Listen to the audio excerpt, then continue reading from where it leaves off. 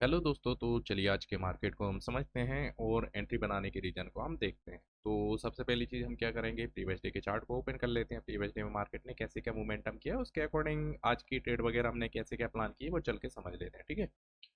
तो previous day में क्या हो रहा है, मार्केट गैप अप ओपन हो रहा है। गैप अप ओपन होने के बाद में कंटिन्यू मार्केट अपसाइड निकला, हाई को निकाला। हाई निकालने के बाद मार्केट क्या कर रहा है, डाउन साइड का मोमेंटम किया हुआ है। ठीक है। बट इसने क्या किया है कि क्लोजिंग प्राइस को नहीं निकाला हुआ है। ठीक है। तो इन सब को देखते हुए मार्केट में कौन लोग काम करेंगे और वो चीज़ें कैसे क्या काम करी है, ट्रेड वगैरह हमने कैसे क्या प्लान की है वो चल के समझ लेते हैं। ठीक है। दूसरी चीज़ हमें देखते हैं कि यहाँ से मार्केट यहाँ बाउंस बैक हुआ है, डाउन साइड आया, डाउन साइड आने के बाद मार्केट अप साइड गया। तो यहाँ कहीं ऐसे होंगे ना, तो मार्केट ने उनको निकाल दिया है। ठीक है। उसके बाद मार्केट डाउन साइड आया, फिर से मार्केट अप साइड गया। तो कहीं ना कहीं देखा जाए ना, तो यहाँ के एस एल भी 50% के आसपास मार्केट ने क्लोजिंग दी है। तो यहाँ भी एस एल देखने को नहीं मिलेंगे हमें कहीं इस लेवल के आसपास में। ठीक है। तो चलिए आज की ट्रेड वगैरह हमने कैसे क्या प्लान की वो चल के समझ लेते हैं। तो आज मार्केट ने क्या किया है कि हल्का सा गैप अप ओपन किया है। ठीक है। गैप अप ओपन यानी कि पिछले दिन भी गैप अप ओपन हुआ था। ठीक है। तो पिछले दिन क्या हुआ, मार्केट ने हाई को निकाला, हाई को निकालने के बाद में मार्केट डाउन साइड आया। ठीक है।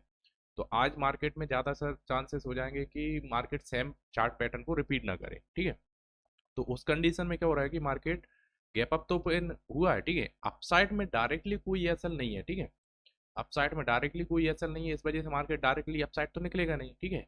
और दूसरी चीज, पिछले दिन मार्केट ने हाई निकाला था, तो आज हाई नहीं निकालेगा। और दूसरी चीज, तीसरी चीज क्या थी कि भाई मार्केट ने क्लोजिंग प्राइस को नहीं निकाला था, देन मार्केट वापस हो गया था। ठीक है।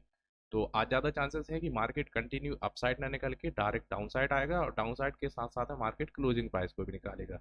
इन सब टर्म्स एंड कंडीशन को देखते हुए कहीं इस लेवल के आसपास में हमें एक बढ़िया सी एंट्री देखने को मिली। एंट्री देखने के बाद मार्केट ने हमें थोड़ा बहुत लॉस भी दिखाया। लॉस दिखाने के बाद मार्केट ने हमारे डायरेक्शन में मूव किया है। ठीक है।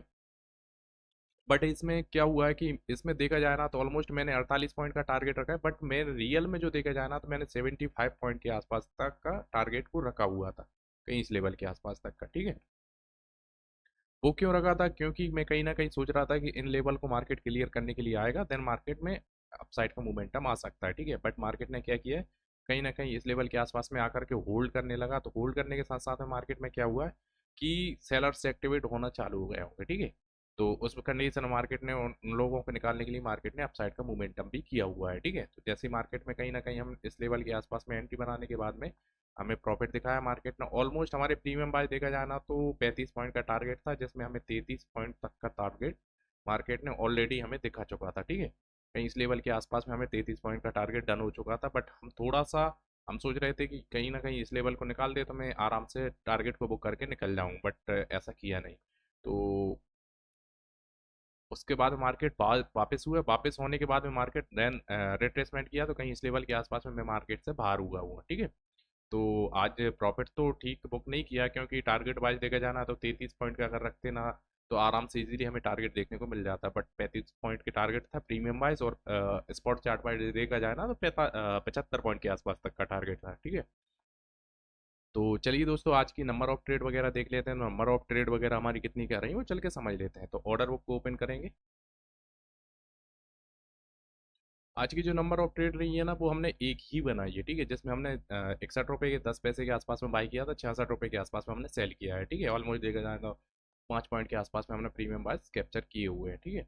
तो चलिए आज का प्रॉफिट एंड लॉस को देख लेते हैं। तो प्रॉफिट एंड लॉस हमारा क्या निकल के आया है, प्रॉफिट एंड लॉस देखा जाना तो 371 रुपये का आज हमने प्रॉफिट को बुक किया हुआ है। ठीक है।